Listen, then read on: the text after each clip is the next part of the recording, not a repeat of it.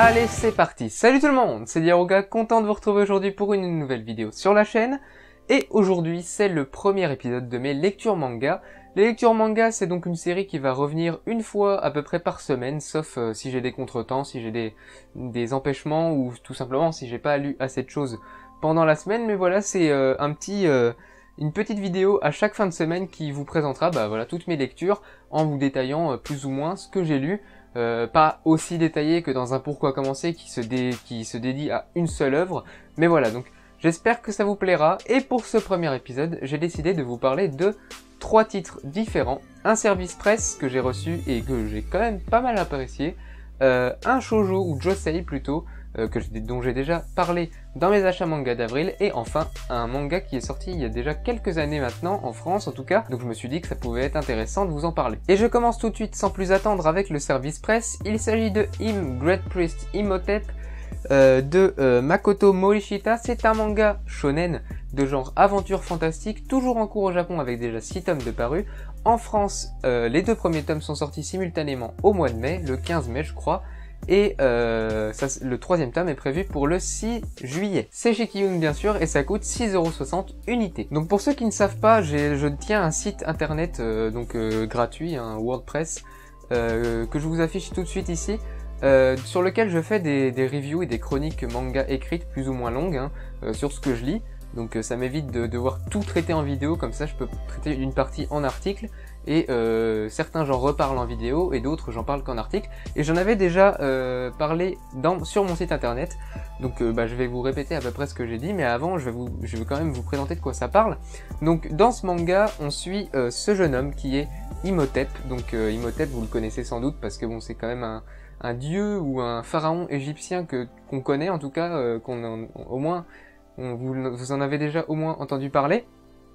Et ce fameux Im va se retrouver dans l'époque moderne en fait, dans le Japon moderne, dans la vie de tous les jours, voilà, avec les buildings, tout ça. Donc c'est vraiment assez particulier de ce côté-là, parce que du coup on a un personnage qui s'habille comme un pharaon, qui pense comme un mec de l'Antiquité et qui va se retrouver dans la vie moderne. Donc c'est plutôt particulier pour lui. Et il va rencontrer, il va faire la connaissance d'Inomi, qui est une lycéenne qui est un petit peu particulière puisqu'elle est maudite. En fait, sa malédiction, c'est très simple. À chaque fois qu'elle va vouloir parler, elle va cracher du feu. Ce qui fait que forcément, elle va plus vouloir parler parce que le moindre moment où elle va essayer de placer un mot, elle va cramer tout. Donc c'est un petit peu particulier, et du coup pour s'intégrer dans la société aussi, c'est très très difficile, et elle se fait un petit peu rejeter au lycée notamment. Et donc cette malédiction l'obsède un petit peu. Et cet Imhotep, quand on fait sa connaissance, il nous explique qu'il est à la recherche et qu'il traque les Magai, ou les Magi, qui sont en fait des entités qui sont des copies de dieux, donc de différents éléments. Donc il y a le Magai de feu, le Magai de l'air, le Magai après il y a un petit peu comme les Seven Deadly Sins, les 7 péchés capitaux, les trucs comme ça. Et donc lui, son but c'est de les traquer, et pour diverses raisons qui sont plus ou moins développées dans ces premiers tomes, en tout cas on n'a pas toutes les réponses. Et donc voilà, donc son but c'est de traquer les Magi, et il s'avère que Inome, la fille, l'héroïne, elle est possédée par un Magi, et c'est donc de là d'où vient sa malédiction. Donc ces 2 premiers tomes m'ont plutôt plu, alors surtout le 2e tome, parce que donc dans le premier tome on a vraiment l'entrée en matière, la présentation du personnage d'Imhotep, d'Inome et de 1 ou 2 Magai, mais voilà, ça va pas plus loin. C'est une histoire dans le tome 1 qui se laissait lire, mais je trouvais pas ça transcendant. Je trouvais que c'était voilà très très typique du shonen, avec le dépassement de soi comme on l'a dans tous les shonen. Bon, ça c'est normal en même temps, mais beaucoup d'humour, un petit peu beaucoup de scènes loufoques en fait. Et je trouvais ça pas dérangeant, mais j'avais envie d'avoir une histoire un peu plus développée que ça, et je me disais ouais, si c'est comme ça tout le manga, ça va pas être très intéressant, parce que on n'aura pas vraiment le côté sérieux qu'on peut trouver dans n'importe quel shonen à succès. On a des moments drôles, mais aussi des moments vraiment sérieux, voire dramatiques. Et donc le premier tome me présageait pas vraiment du bon pour ça, mais c'était quand même une bonne lecture. Hein. On avait donc la présentation des personnages, 2-3 scènes un petit peu drôles, notamment aussi pendant la présentation d'Imhotep, quand il se bat pour la première fois, on découvre un petit peu de quoi il est capable, ses pouvoirs, qu'est-ce qu'il peut faire, etc. Et je trouvais ça assez intéressant quand même. Mais c'est surtout au deuxième tome que mes sentiments se sont fondés sur ce manga, et j'ai vraiment apprécié ce deuxième tome. Dans ce deuxième tome, on a encore plus de développement autour d'Imhotep, et surtout autour du passé de ce personnage, mais aussi de plusieurs personnages qui l'entourent, ainsi que les explications de comment les Magi ou les Magai sont arrivés dans le monde moderne, pourquoi il est censé les traquer, qu'est-ce qu'il a à voir avec ça, qu'est-ce qu'il faisait avant, etc. Et c'était vraiment très intéressant. On rencontre également ce personnage-là qui est sur la couverture, que j'aime bien, donc qui est un gentil, un prince qui est très stylé.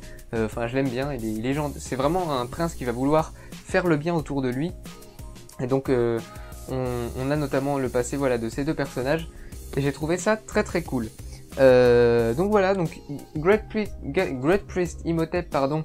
C'est un manga qui de prime abord me transcendait pas, mais qui m'a vraiment convaincu par son deuxième tome, donc j'achèterai le tome 3 avec grand plaisir, et je vous en reparlerai dans une prochaine lecture manga. Mais en attendant, je vous le conseille. En plus, on a des éditions qui sont quand même pas mal. Bon, il n'y a pas de page couleur, mais c'est normal en même temps. Les couvertures sont très jolies. Je vais vous montrer un petit peu à quoi ça ressemble niveau dessin. Voilà, côté dessin, ça ressemble à ça. C'est quand même assez joli, je trouve. C'est quand même pas mal. Je suis pas très fan du design d'Imhotep. Je trouve, du coup, il est fait quand même vachement enfantin. Et notamment, on a un chapitre bonus dans l'un des deux tomes, je sais plus, je crois que c'est le deuxième tome, où on voit en fait la préquelle à Im, le préquel du mangaka qu'il avait fait pour le publier dans un magazine, et justement pour se lancer ensuite dans une série.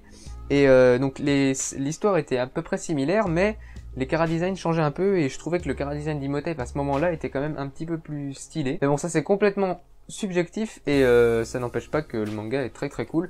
Donc je vous invite grandement à aller le voir. Donc voilà, on a une belle édition, les couvertures sont stylées, les dessins sont cool, l'histoire est pas mal, et ça coûte que 6,60€. Donc si vous avez un petit budget et que vous cherchez un shonen avec des pharaons, et que vous connaissez déjà Magi, parce qu'il n'y en a pas beaucoup, n'empêche, des shonen neketsu avec des histoires d'Égypte et tout, et vous pouvez y jeter un œil, c'est très très cool. Deuxième lecture de la semaine, et je change complètement de registre pour le coup, et comme je vous l'ai dit, il s'agit d'un josei, donc il s'agit de Perfect World, un manga de Rie Haruga. Donc comme je l'ai dit, c'est un josei en 5 tomes au Japon, toujours en cours, en 4 tomes en France, et le 5e est prévu pour le mois de septembre. Alors il y a un gros espace entre la sortie du tome 4 et du tome 5 en France. Donc voilà, donc si vous voulez commencer la série, vous pouvez y aller tranquillement, parce que de toute façon, les tomes vont sortir très lentement. C'est du romance social, et c'est au prix de 6,95€ unité chez Akata. Donc Perfect World, vous en avez déjà parlé dans mes achats manga du mois d'avril. Je l'avais pas encore lu, et du coup je me suis dit il faut que je lise, parce que tout le monde en dit du bien. Sur internet et sur YouTube, les youtubeurs manga qui en parlent en disaient du bien, et je me suis dit pourquoi pas me plonger dans la série, et j'avoue que j'ai été plutôt charmé. Donc pour ceux qui ne connaissent pas Perfect World, on y suit la vie de Kawana, Tsugumi Kawana, qui a 26 ans, qui travaille dans une entreprise de décoration d'intérieur et de décoration de maison, etc. Et qui un beau jour, par son travail, va faire la connaissance de ce jeune homme, parce qu'en fait, elle va devoir collaborer avec une entreprise d'architectes, et ce jeune homme est un architecte, donc ce jeune homme en fauteuil roulant qui s'appelle Itsuki Ayukawa, et il s'avère qu'en fait, il s'agit de son amour de jeunesse à l'époque où ils étaient au lycée.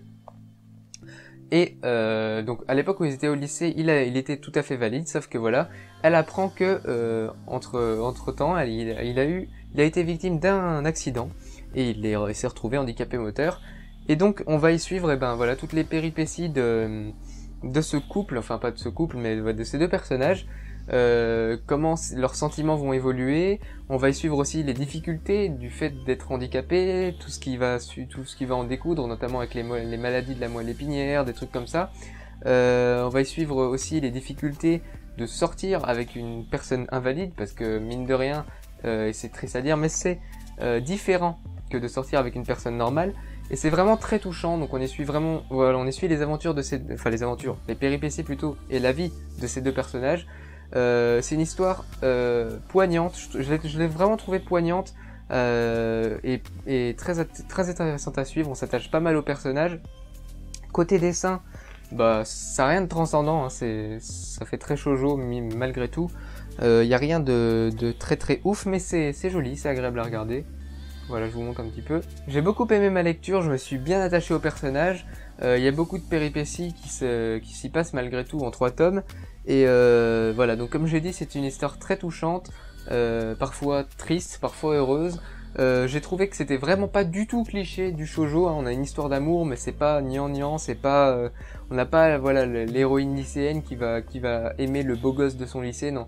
Là c'est un josei, donc ça s'adresse plus aux femmes adultes majoritairement, et donc ça se ressent parce que c'est moins niais que les shoujo bateaux entre guillemets, même s'il y a de très bons shoujo bien sûr. Et donc voilà, donc pour ceux qui aiment ce genre de, enfin qui aiment déjà les shoujo, je vous invite franchement à y jeter un œil. Et puis pour ceux qui aimeraient voilà trouver une histoire slice of life, somme toute pas très mouvementée, mais qui est très intéressante mine de rien à suivre avec des bons personnages et une histoire qui parle de sujets graves et qui en parle bien, et bien je vous invite fortement à aller le lire. Petite parenthèse d'ailleurs, ce manga sur le site Manga News a tout simplement gagné le prix du meilleur shoujo de 2016, donc c'est quand même pas rien, il y a eu quand même pas mal de participants, et donc moi je pense qu'il en vaut la peine et que c'est tout à fait mérité.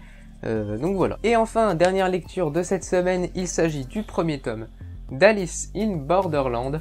Donc Alice in Borderland, comme je vous l'ai dit au début de la vidéo, c'est vraiment pas une nouveauté, parce que 17 tomes sont déjà sortis en France, 18 tomes sont sortis au Japon, c'est terminé au Japon, et le 18e tome sortira, il me semble, en juin ou en juillet de cette année.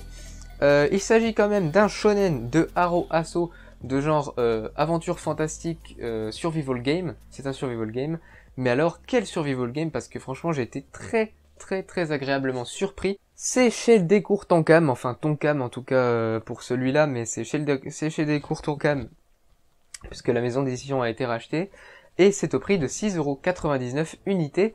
Alors quand je vous dis que j'ai été très agréablement surpris, c'est tout simplement dû au fait que il y avait une grosse période où le survival game était une grosse mode dans le manga, et notamment dans les publications françaises, dans le choix de parution français.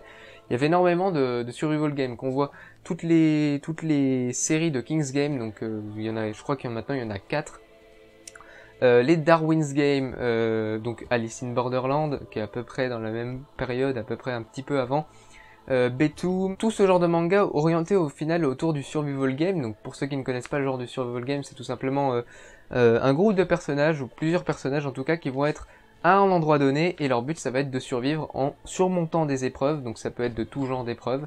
Et ben j'ai trouvé franchement que celui-là, il sort, il se démarque des autres parce que ben il est très poignant. On a des très bonnes énigmes. J'ai trouvé les énigmes assez originales. En tout cas, dans celui-là, on en a une que j'ai trouvé très originale. Donc il faut savoir que pareil, j'ai acheté les 4 premiers tomes, mais je n'ai eu le temps que de lire le premier. Donc, pour vous faire un bref résumé de Alice in Borderland, on y suit les aventures d'Alice, qui est ce jeune homme, ainsi que de son groupe de potes, qui sont des lycéens, ma foi, tout à fait normaux, mais qui sont quand même des gens qui ont un petit peu marre de ce qui se passe, de la banalité de la vie, entre guillemets. C'est un peu comme c'est décrit dans le résumé, des gens en marge de la société. Alors c'est vite dit, mais voilà, donc c'est... on a ce genre d'ados un petit peu désabusés. Et un beau jour, avec ses potes, ils sortiront tout simplement en ville pour X et Y raison. Et ils vont assister à un feu d'artifice qui n'était pas du tout prévu. Et parmi ce feu d'artifice, il y aura eu une grosse explosion qui va complètement les aveugler. Et après ça, ils se retrouveront dans un monde parallèle. Donc on sait pas trop ce que c'est en fait. Un monde qui ressemble au leur, mais comme si c'était très tard dans le passé, assez quand même détruit, où la bouffe est périmée, où il y a que les conserves du coup qui sont mangeables, etc. Donc on a vraiment l'impression qu'ils ont fait un bond dans le temps. Et du coup, étant content de la situation parce que lui, il en avait marre, il voulait être tranquille dans une vie où il pouvait faire un petit peu ce qu'il veut. Et ben là, c'est complètement le cas parce qu'il se retrouve tout seul avec sa bande de potes à pouvoir aller dans les magasins, bouffer ce qu'il veut, etc. Il est content jusqu'au jour où, jusqu'au moment en tout cas où il va se retrouver dans un parc d'attractions. Et dans ce parc d'attractions, il y aura des barrières qui vont se mettre. Et là, la première épreuve commence pour notre héros ainsi que son groupe d'amis. Et on comprend qu'il est dans un monde où tout se joue sur des épreuves et tout est autour de ça. Et le but, c'est tout simplement d'y survivre et de réussir les épreuves pour continuer de survivre dans ce monde. Donc je pense que c'est Borderland. Il me semble que c'est Borderland le nom du monde, hein, évidemment. Ça me semble logique, mais je suis pas sûr. Et donc la première épreuve était assez stylée. J'ai trouvé ça très original. Très original, oui et non, mais c'est surtout ça change de ce qu'on a l'habitude de voir, notamment avec les Kings Game, avec leur histoire de téléphone, etc. Avec d'ailleurs des fins un petit peu trop tirées par les cheveux à mon goût. J'ai trouvé ça cool, l'épreuve était stylée. Tout ce qu'il y a autour de Borderland me semble intéressant. Bon, évidemment, dans le premier tome, c'est pas complètement développé, donc faudra attendre de lire les prochains tomes pour avoir en tout cas plus d'informations sur ce monde qu'est Borderland, sur aussi les participants aux différentes épreuves, parce que pour l'instant on a vu que le groupe d'amis d'Alice ainsi qu'Alice et une jeune femme. On n'a pas vu beaucoup plus de personnages et je pense que ça va s'étoffer au fur et à mesure des tomes. Mais voilà, très très content de ce manga. Donc comme je vous l'ai dit, c'est un manga qui va être terminé bientôt en France aussi en 18 tomes. Donc vous aurez tout le temps qu'il vous faudra pour rattraper si vous voulez lancer dans cette série. Je vous le rappelle, c'est au prix de 6,99 €. Un très bon survival game que je vous conseille grandement. Et voilà, c'est donc la fin de mes lectures manga, j'espère que ça vous a plu. N'hésitez pas à me dire en commentaire si parmi les séries que je vous ai présentées, il y en a qui vous ont interpellé, ou alors que vous avez déjà lu et qui vous ont plu ou moins plu. N'hésitez pas à me donner votre avis sur ces séries.